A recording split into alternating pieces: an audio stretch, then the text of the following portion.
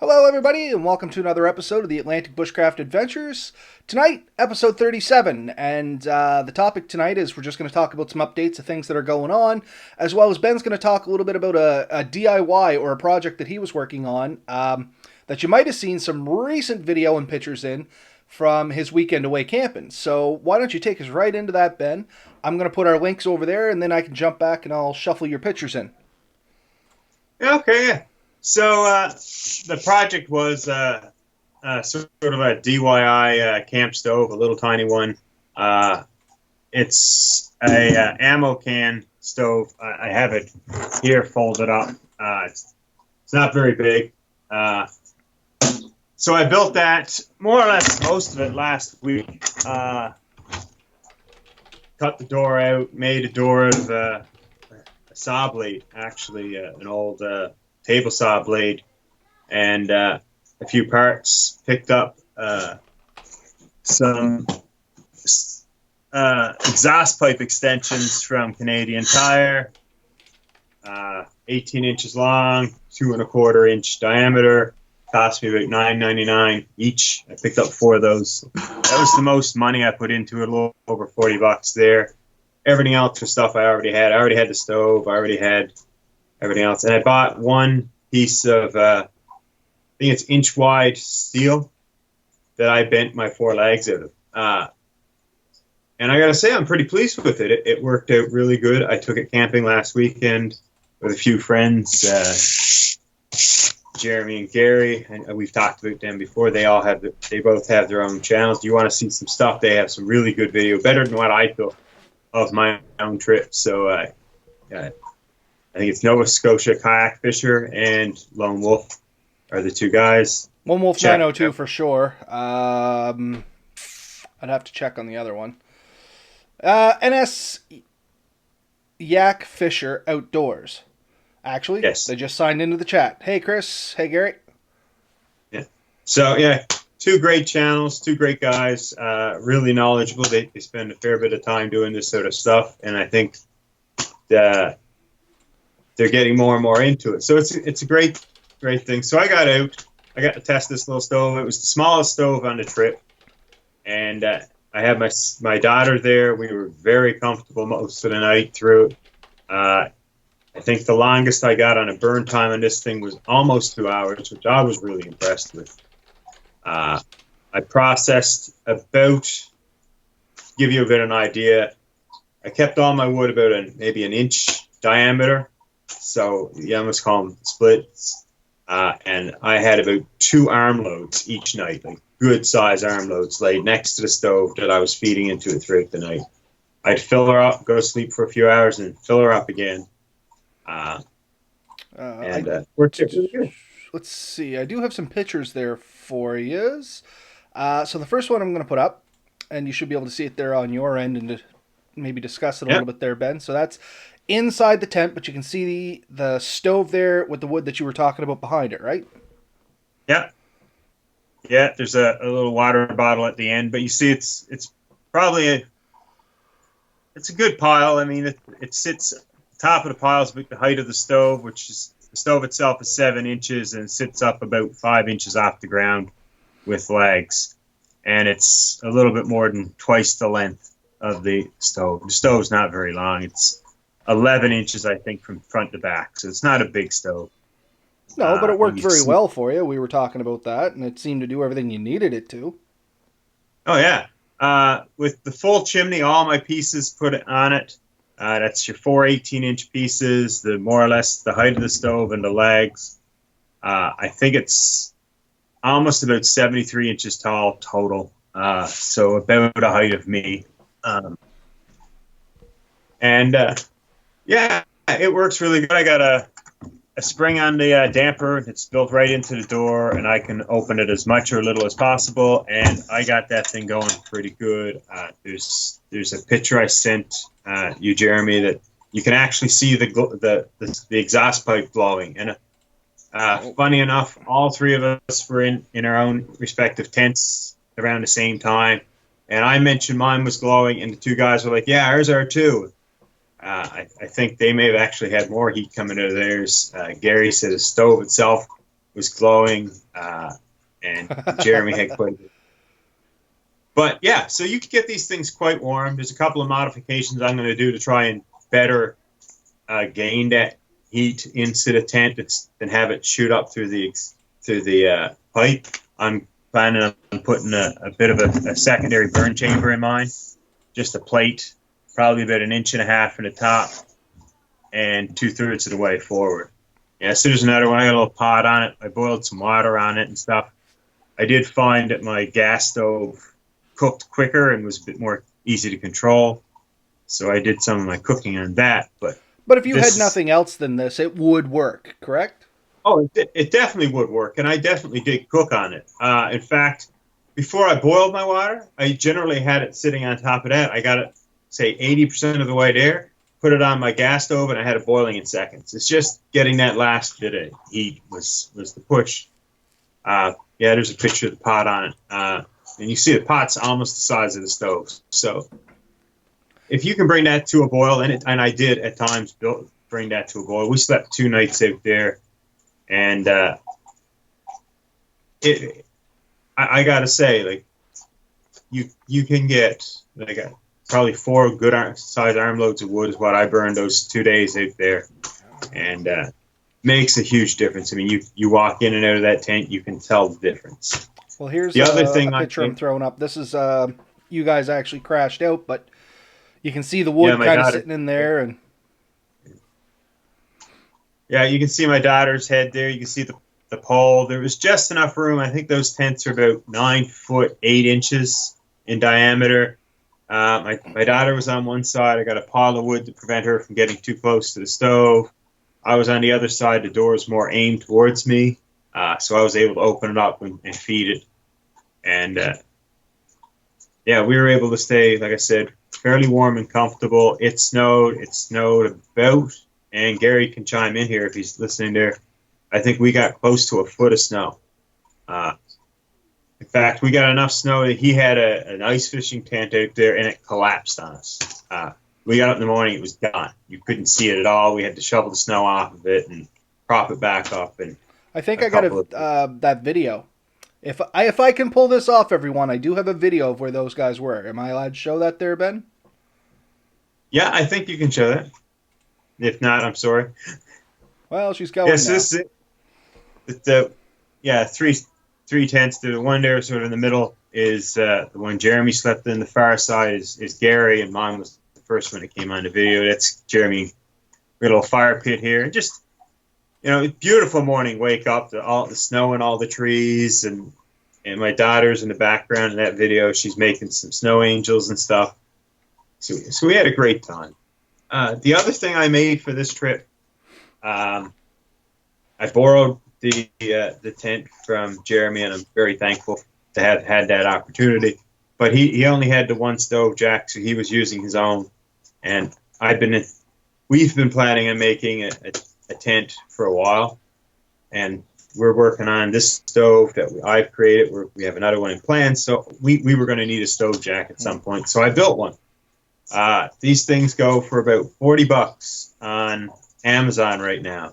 And I think you can kind of see it in that picture I just put up there in the background, coming up from your tent. That picture would be the iron side that Jeremy slept in. Okay, my bad. Hold on. I have other...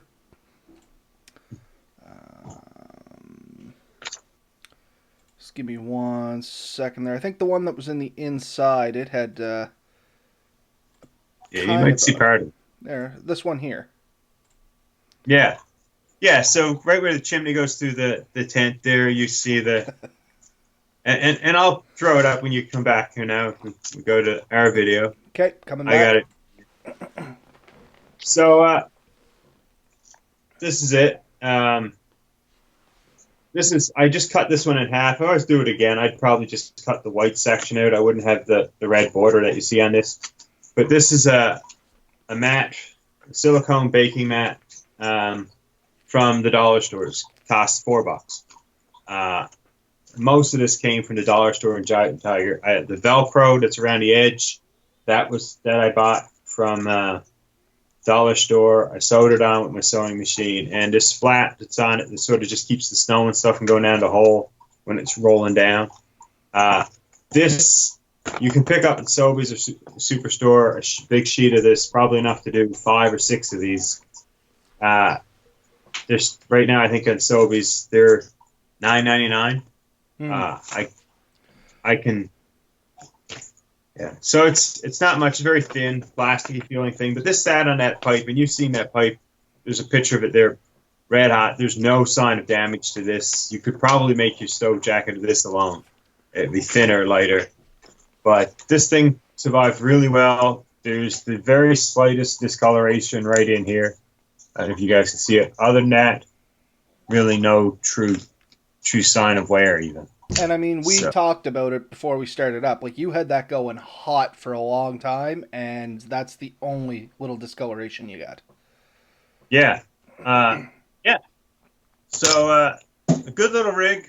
Worked fairly well. The hardest part, really, for me, was getting the pipe welded to the stove. We made the ammo can upside down. That was on the suggestion of Jeremy. That's how he built his. It does make a lot of sense after I did it. You got a nice flat surface. You don't have to deal with the handle. It can stay.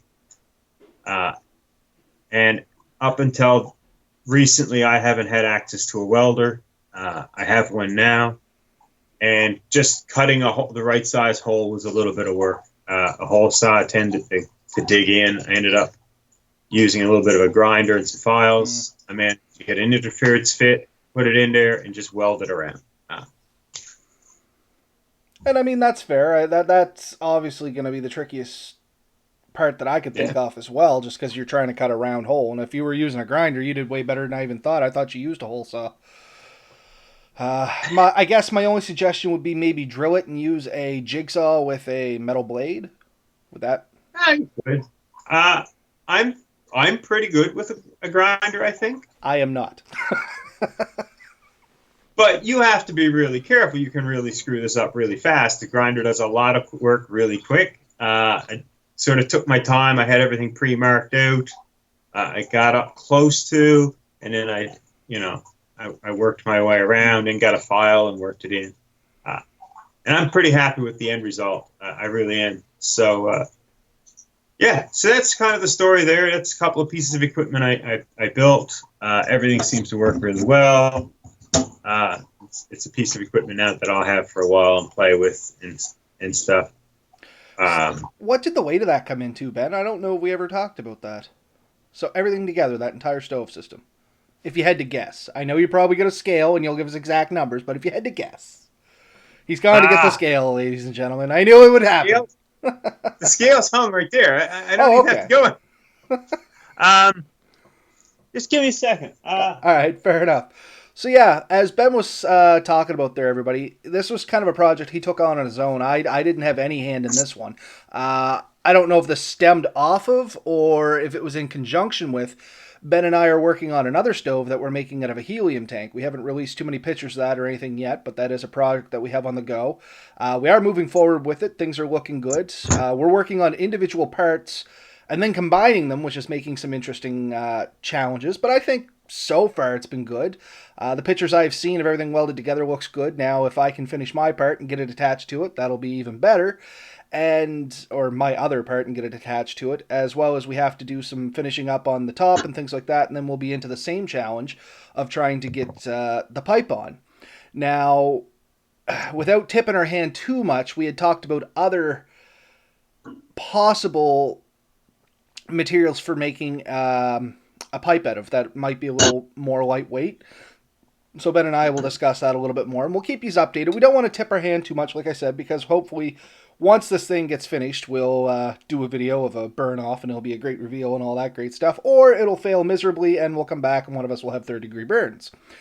Either way, you guys should be entertained, I would assume. Another good thing to say while I have this moment is hello to everybody. I see Chris is there, Gary's there, Jeremy is there. I'm not sure who Emily D is, but welcome to the show. I'm glad Jeremy sent you some pictures. Oh, I know who Emily is now. But anyway, everybody, welcome to the show. Thanks for joining us. So what'd you get, Ben? So my stove itself is about 8.5 pounds, and each pipe is 1.6 pounds. Uh, that being said, that's each full length pipe. There's one pipe that's 75%, so probably 1.4. So all totaled, probably about 15 pounds. That's not too bad, but we had talked about this before as well. If you're bringing a stove, it's not really a true backpacking item. Yes, they make backpacking stoves that collapse down and all that great stuff. Good on them. But I mean, for us, backyard bushcrafters, if you're bringing a stove, especially if it's DIY, there's a good chance you're not going to backpack it in, or if you are, you're going to basically build your pack around that being your bulkiest and heaviest item, I would assume. Yeah, So, but even if look at say the G stove that Gary had, it probably weighs every bit of what mine did. Now his is quite a bit bigger, uh, and maybe it weighs a tiny bit more than mine. But even if it doesn't, mine's probably more durable. As in, if I dropped that down the side of a cliff, I wouldn't worry about it. His has a glass front and it's titanium. It's possible to dent and stuff. This thing, if you dented it, well, you were really trying. hey, welcome to the There's show, Josh. Thanks for joining us again. Sorry to cut you off, Ben. Go ahead. there's definitely trade-offs. That stove that he has is a fair bit of titanium, and it's a beautiful looking stove. Works really well. All the math and work is figured out in it. I don't diss that stove in the least. I think it's an awesome stove. The one Jeremy had was probably the biggest one we had out there, and I think it's rated to be around 30 pounds. Jeremy figures it's quite a bit heavier. And you But said that might have again, been like one of those Princess Auto stoves or something. Like it's an actual camp stove, is it not? yeah. And it's got two tubes on the side. It's got the warming racks. Mine doesn't have a warming rack. Gary's has a warming rack. Uh, I have some ideas of how I'm getting a warming rack, but they had some Um, advantage. so just to interject, because Gary just gave me the stats, his stove is 20 pounds with all accessories, and it's made of stainless, not titanium. Okay, stainless. So slightly more than mine, produces better heat, I'm sure. Um, and I can easily say costs at least 5 times what I put into it. Yeah, but size wise, I haven't seen Gary's to make a comparison, so I'm going by simply what you said. Would his inner chamber be bigger? Would he be getting more? So, Yeah, I mean, I yeah, guess the trade off to that additional cost is if you stocked it at night, you're going to go longer in between needing to refill it, which is a benefit you're going to pay for. yeah. Uh, his chimney size is only marginally off the size of mine. Now he had some nice kit with his. So all of us though we had a fairly successful trip. All of them worked fairly well. All of them had their advantages. Mine being cheap and durable. I don't know if there'd be one much more durable than that Princess Auto one Jeremy got, but weighs a ton.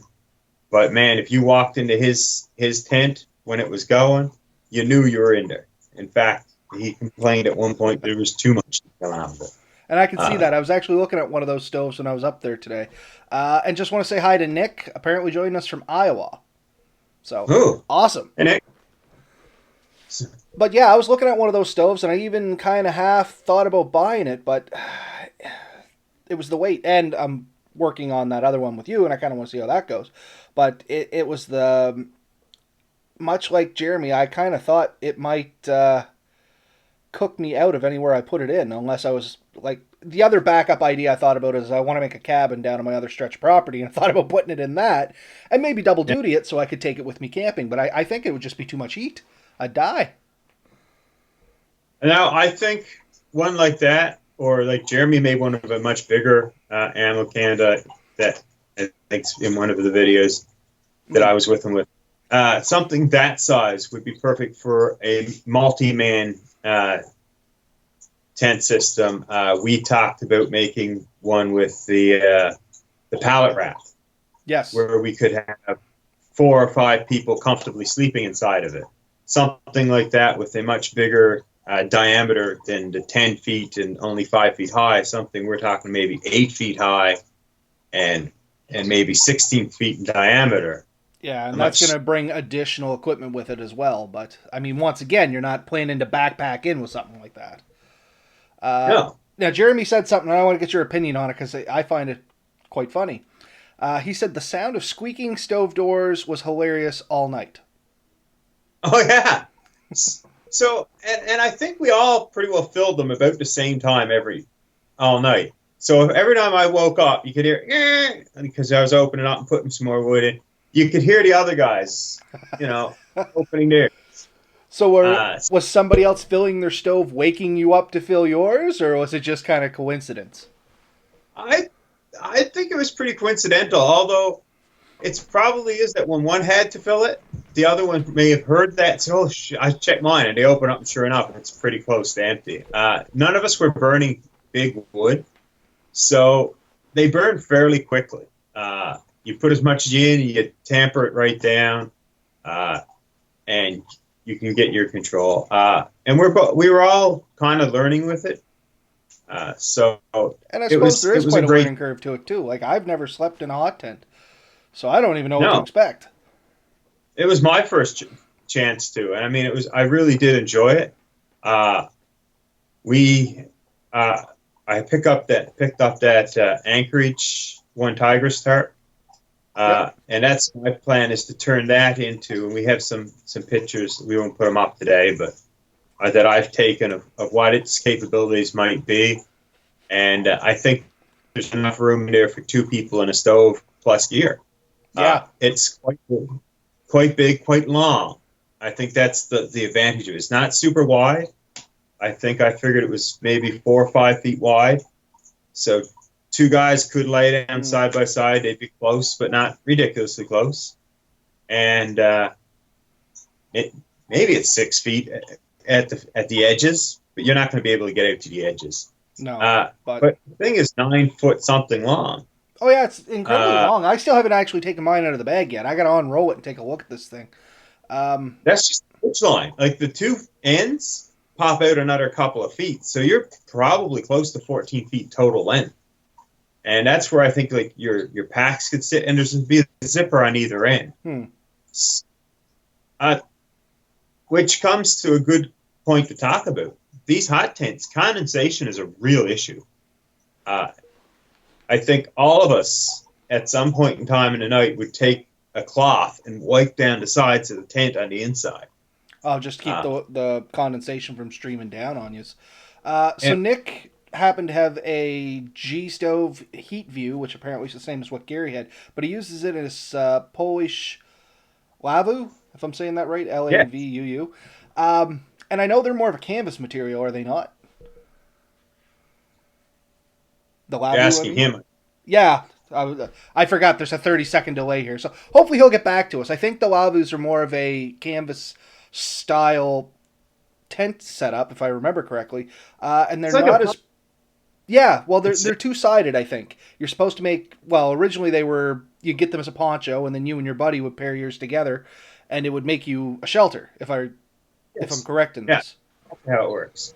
And it's fairly popular now because it makes a really good one-person tent. So if you can get two of these Polish Lavus or Polish, I was just reading the comments there. Sorry, Nick just said he picked up a Smoky after watching Jeremy. So Jeremy is, if anybody's ever wondering who we're saying when we say Jeremy, we're calling him by his name. It's Lone Wolf 902 in our comments. If you want to give him a shout out, he has a channel of his own, and he's big into the smoky huts and stuff like that. So he does some publicity for them, and I mean, great guy, and some good videos over there. If you guys want to jump over and check out some of his stuff, if you are interested in hot tent camping. But anyway, back to us. Yes, condensation. So you're wiping down the walls. Yes, yeah, you had to keep the walls nice and dry. And with this, zippers on both ends. And I think you could open up the two ends a little bit and get some airflow through and clean up that condensation pretty good. I've seen tents that have the little, what are we, just up in the top corners? They're air vents. And is that what that's directed to, is getting rid of the condensation? Both of the tents we had the other weekend, the Smoky Hut and the Ironside, have little like air vents in the top, and they help for sure. I'm sure if you didn't have those, it'd be much worse. There's a third tent. I think it's the Wild Haven that one Tigers puts out. It's about the same size, similar dimensions, similar cost. It actually has two doors, one on either side. You could open up and do the same thing. Very similar shape. The outdoor gear review guy, he just put up a video not too long ago where he was given two of these tents. I think he had the Ironside and Wild Haven. And he's asking his viewers to say which one should he take on his next trip. So I don't know which. No, I was going to say, just kind of going on with condensation. I guess a major problem with that. I know you guys were sleeping right on the ground, but if you had a ground sheet, that condensation could potentially pool and make you wet from the underside, right? Well, yeah. I mean, without a ground sheet, like I had ground sheets, and the ones I used are right here. Coincidentally enough, it's the same materials and the wall behind me. These are about the cheapest ground sheets you're going to find. I picked these up at the dollar store for $4. They're 10 feet by 4 feet. And that's a really nice length, and I'll tell you why. You lay it down, and you take it, so you get your 6 feet, and you got 4 feet more or less extra. I wrapped that up around my feet, so if my feet moved around a bit and rubbed the side of the tent, this was between us, me and the tent, and kept me dry. And that really worked. I did the same thing to my daughter the second night. So dirt cheap. And it's probably a piece of kit we underappreciate or underthink of. And there's a ton of materials you can use for a ground sheet or ground material. Polytarp, tons of things. Plastic bags if you got to. And all it's doing is giving you a vapor barrier to the ground, is it not? Yes.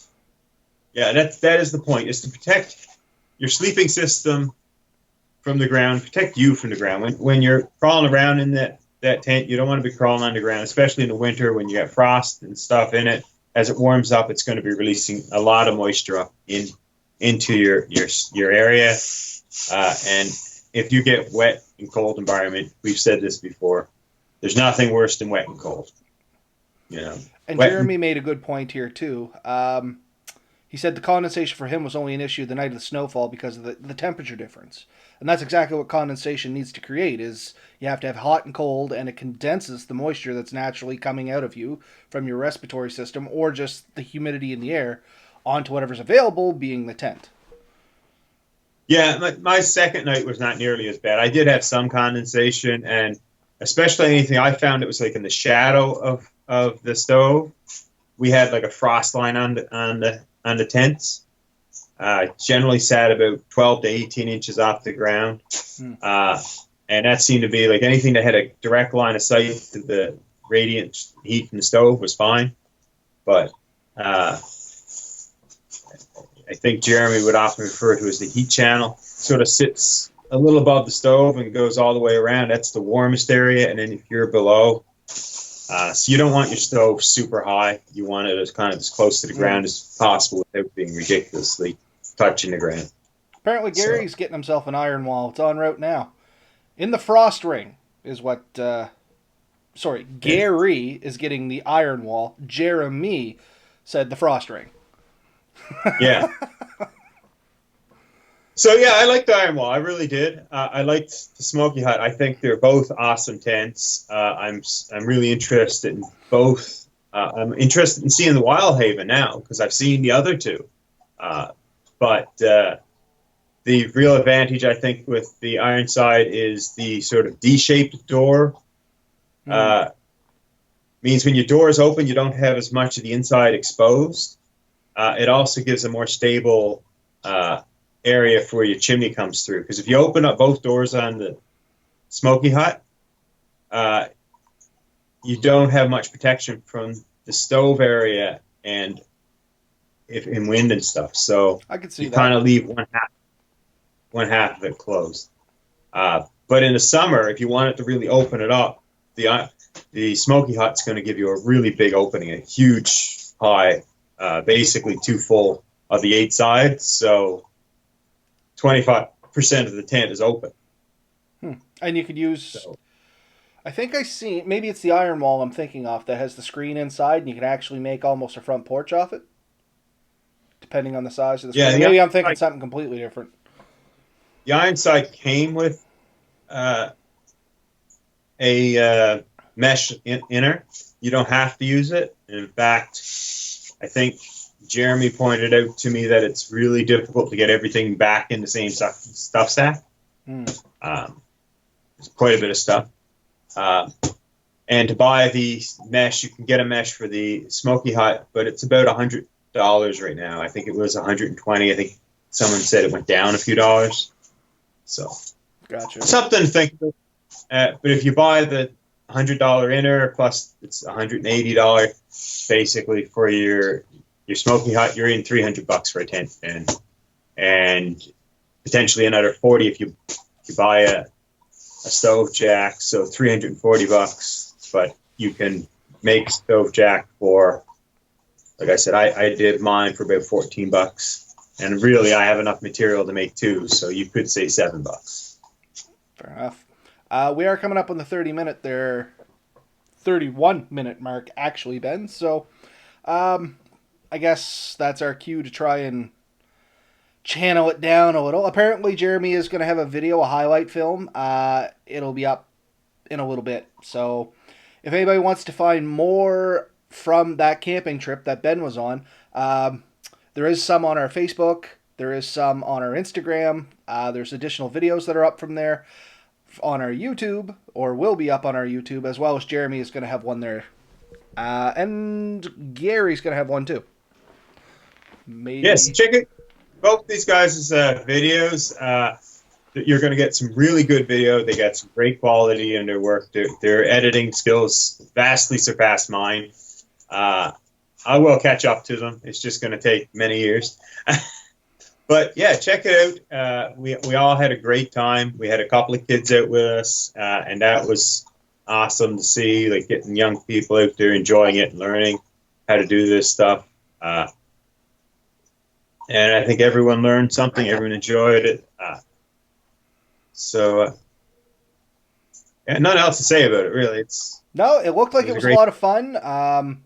I unfortunately was not able to make it, but I am planning a couple of my own adventures here. I think I told you before I'm going to hop on the bike and disappear into the woods for a couple nights here and there, which is easy for me. So there will be some videos coming of that, as well as some other videos to our YouTube channel, because I am trying to get that up. We do have some scheduled videos now in the release.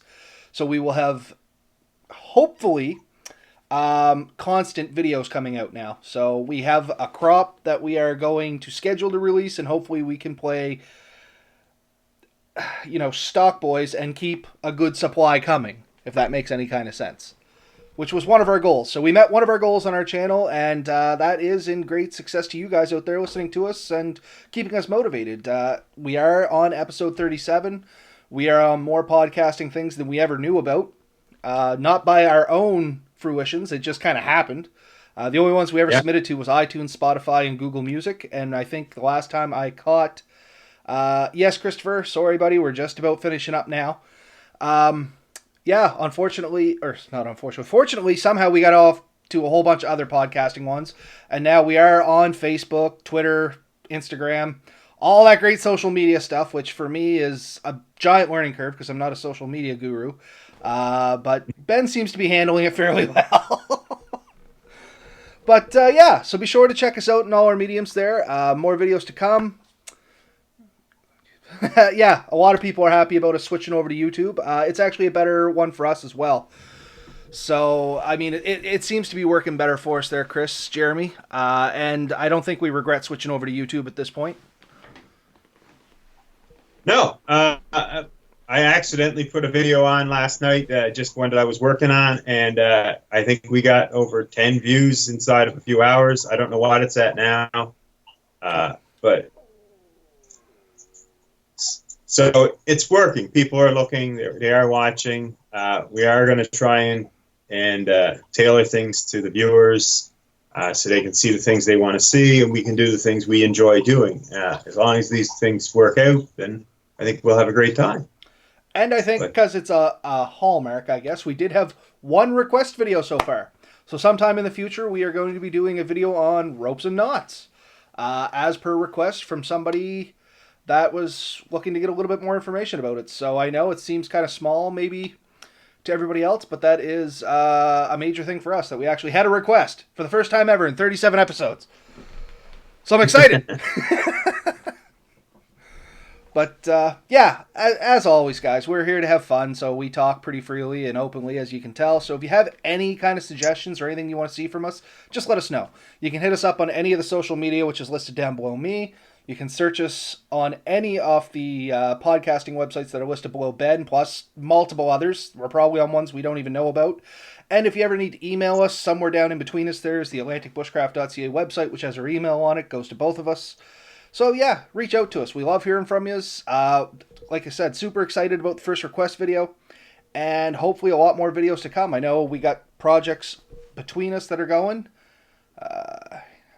Yeah, that project, a few of them, we do have a few really, but they're going extremely well, especially considering the distance we have between us. To be able to work so well together, it's quite a and that is the thing. I don't think most people realize that we are about an hour and a half. Well, not quite an hour and a half. What would we be? An hour drive between us, minimum. Every bit of an hour drive, yeah. So yeah, that's like for us to actually physically meet in person. It's an hour drive one way. And yes, Chris, we know you have requested us to come to Newfoundland, and if we ever have the financial means, we are going to show up at your doorstep. So you better have beer and steak.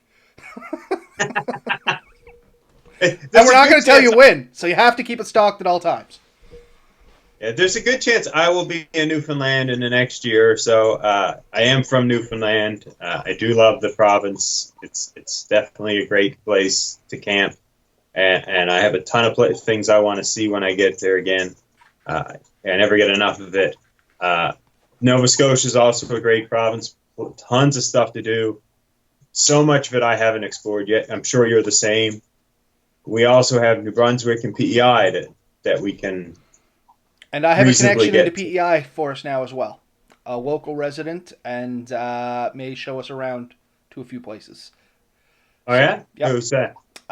My wife's mother's fiance, if I got that right. There's a lot of complications in the family here. But anyway, he's from not Big Island, PEI, and he's willing to show us a few places to go out and do some stuff. As well as we have a project coming up potentially with a group of youngsters.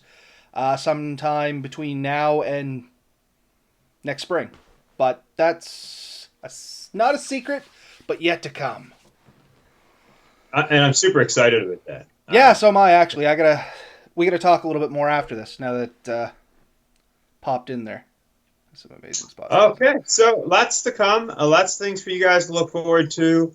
Like Robert said, we're really excited to anything you guys want to talk to us about, suggest. We may not get to it tomorrow, but anything you guys suggest, we will be considering and trying to squeeze in wherever we can. We started this last March, and we said we couldn't imagine running out of things to talk about or do, and I think we have more ideas now than we did in March. Oh, definitely. And revisiting some of the stuff we already did now that we have grown ourselves is potentially in the future.